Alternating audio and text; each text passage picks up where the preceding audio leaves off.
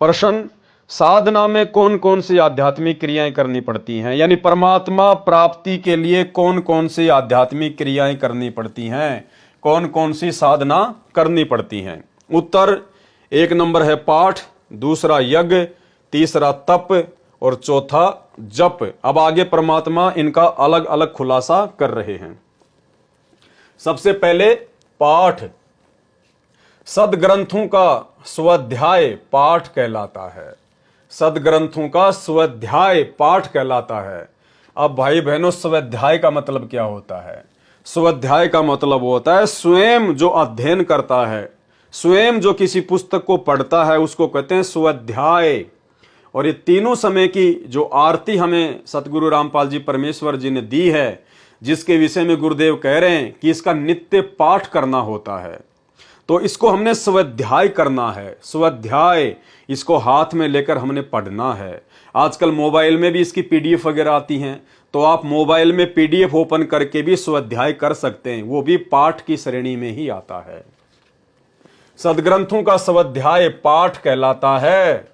जैसे श्री मद् भगवत गीता के श्लोकों को प्रतिदिन पढ़ना।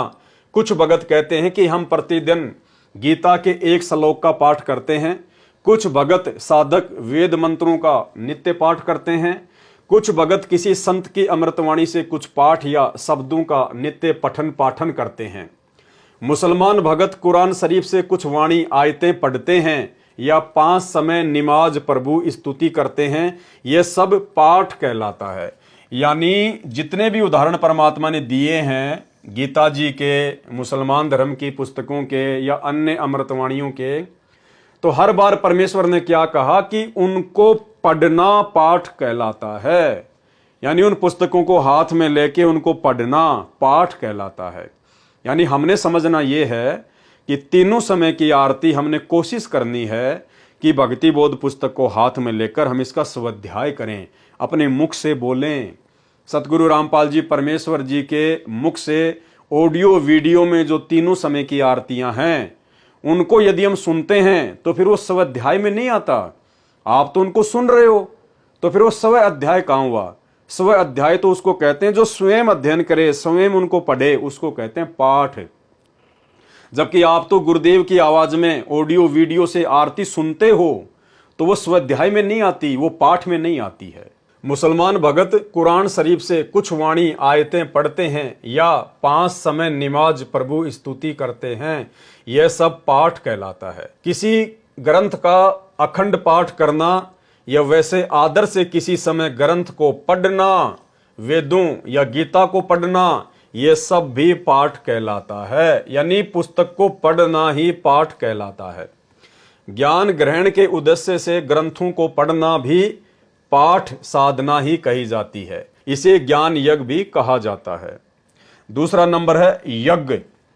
यज्ञ का अर्थ है धार्मिक अनुष्ठान।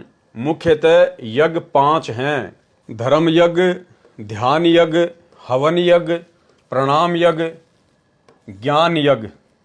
अब सबसे पहले धर्म यज्ञ क्या है उसको हम समझेंगे।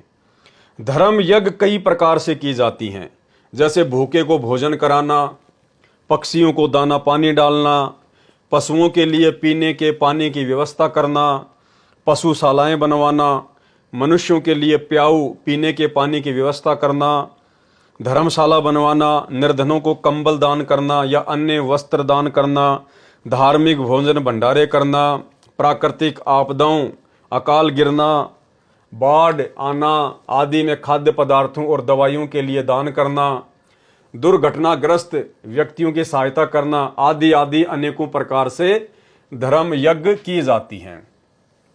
यहां परमेश्वर हमें केवल समझाने के लिए इतने प्रकार के ये उदाहरण दे रहे हैं। बाकी वर्तमान में आप और हम भगत भाई बहनों ने मनमुखी होकर इस प्रकार की कोई भी धर्म यज्ञ नहीं करनी है। नाम लेने के बाद में, सतगुरु की शरण में आने के बाद में, सतगुरु के माध्यम से ही हमने अपनी धार्मिक यज्ञों को संपूर्ण करना है। ये सब हम लोग पहले किया करते थे, वो मनमाना आचरण था, वो शास्त्र विरुद्ध मनमाना आचरण था, जो अब हमने नहीं करना है। यहां केवल गुरुदेव हमें समझाने के लिए कह रहे हैं। परंतु अध्यात्म मार्ग में यानी सतगुरु से नाम दीक्षा लेने के बाद धर्म यज्ञ पूर्ण गुरु के द्वारा की जाती है, वह वास्तव में धर्म यज्ञ होती है। यानी अपने गुरुदेव की आज्ञा लेकर या अपने गुरुदेव की आज्ञा अनुसार ही हमने धर्म यज्ञ करनी होती हैं। जब आप नाम दीक्षा लेंगे उस समय आपको पता चलेगा कि सतगुरु रामपाल जी परमेश्वर जी के मार्ग में किस प्रकार से धर्म यज्ञ की जाती हैं। तो हमने केवल उतना ही करना है और वैसे ही करना है जैसा हमें हमारे गुरुदेव भगवान ने निर्देशित किया है। मनमुखी होकर गरीबों को भोजन बांटना, भिखारियों को भोजन बांटना, कंबल बांटना, भंडारे करना, हमने इस प्रकार का कोई भी मनमाना आचरण अब वर्तमान में नहीं करना है। कबीर गुरु बिन माला फेरते, गुरु बिन देते दान, और गुरु बिन दोनों निष्फल है, पूछो वेद पुराण। अर्थात सतगुरु धारण किए बिना हमने कोई भी दान पुण्य नहीं करना है, कोई भी धार्मिक अनुष्ठान नहीं करना है, वरना वो निष्फल होगा, उसका कोई लाभ नहीं मिलेगा। और इसका मतलब ये भी नहीं है कि यदि आपने गुरु धारण कर लिया तो उसके बाद मनमुखी होकर आप कोई भी धर्म यज्ञ करने लग जाएं। नहीं, केवल जैसा हमें गुरुदेव भगवान बताएंगे, निर्देशित करेंगे अपने सत्संगों में, केवल उनकी मर्यादाओं में रहकर, उनके वचन में रहकर हमने उन्हीं धर्म यज्ञों को करना है जो हमें गुरुजी आदेश देते हैं। प्रश्न, क्या गुरु धारण किए बिना धर्म यज्ञ का कोई लाभ नहीं है? पहले तो बताया है कि उपरोक्त सर्व धर्म यज्ञ कहलाती हैं। अब कहा है कि गुरु बिन धर्म यज्ञ वास्तविक नहीं होती, अर्थात वास्तविक नहीं है तो लाभ भी वास्तविक नहीं होगा। कृपया स्पष्ट करें। उत्तर क्या दे रहे हैं गुरुदेव भगवान? गुरु धारण करने के पश्चात धर्म यज्ञ का पूर्ण लाभ मिलता है, क्योंकि पूर्ण गुरु शास्त्रोक्त विधि से भक्ति कर्म अर्थात साधना करता है और करवाता है। उसमें एक नाम जप यज्ञ भी करता है, जिसका विस्तार पूर्वक विवरण आगे लिखा जाएगा। यदि गुरु धारण किए बिना मन मर्जी से कुछ धर्म किया तो उसका फल भी मिलेगा, क्योंकि जैसा कर्म मानव करता है उसका फल परमात्मा अवश्य देता है, परंतु न तो मोक्ष की प्राप्ति हो सकती है और न ही मानव जन्म मिलता है। कब तक? जब तक आप गुरु धारण किए बिना मनमुखी रूप से कोई भी धर्म करते हैं तो बिना गुरु निगुर धार्मिक व्यक्ति को किए गए धर्म का फल पशु पक्षी आदि की योनियों में प्राप्त होता है। जैसे हम देखते हैं कि कई कुत्ते कार गाड़ियों में चलते हैं, मनुष्य उनके कुत्ते का ड्राइवर होता है, वातानुकूल कमरे में रहता है। विश्व के 80% मनुष्यों को ऐसा पौष्टिक भोजन प्राप्त नहीं होता है जो उस पूर्व जन्म के धर्म के कारण कुत्ते को प्राप्त होता है। मनुष्य जन्म में किए गए धर्म दान पुण्य को कुत्ते के जन्म में प्राप्त करके वह प्राणी फिर अन्य पशुओं या अन्य प्राणियों का जन्म प्राप्त करता है। इस प्रकार 84 लाख प्रकार की योनियों को भोगता है, कष्ट पर कष्ट उठाता है।